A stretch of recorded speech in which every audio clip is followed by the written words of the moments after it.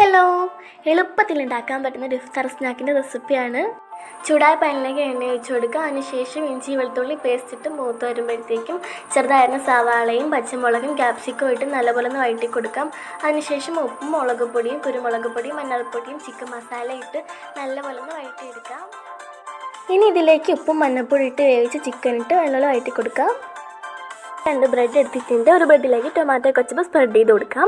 അതിന് മുകളിലേക്ക് മസാല വെച്ചതിന് ശേഷം മറ്റേ ബ്രെഡ് എടുത്ത് ക്ലോസ് ചെയ്ത് കൊടുക്കാം. ഇത് 2ആയിട്ട് കട്ട് ചെയ്തെടുക്കാം. വേറൊരു പാത്രം എടുത്ത് അതിലേക്ക് 1 കപ്പ് മൈദാമാവും ആവശ്യത്തിനൊപ്പം കുറച്ച് വെള്ളം ഒഴിച്ച് നല്ലപോലെ ഒന്ന് കലക്കിയെടുക്കാം. മുമ്പേ ചെയ്ത് വെച്ചിരുന്ന ബ്രെഡ് എടുത്ത് നല്ലപോലെ ഒന്ന് ഡിപ്പ് ചെയ്തെടുത്തതിന് ശേഷം ബ്രെഡ് ക്രംസിലൂടെ ഒന്ന് ഡിപ്പ് ചെയ്തെടുക്കാം. നല്ല തിളച്ച എണ്ണയിലോട്ടിട്ട് നല്ലപോലെ ഒന്ന് ഫ്രൈ ചെയ്തെടുക്കാം. നല്ല അടിപൊളി സ്നാക്കാണ്. എല്ലാവരും ട്രൈ ചെയ്യും.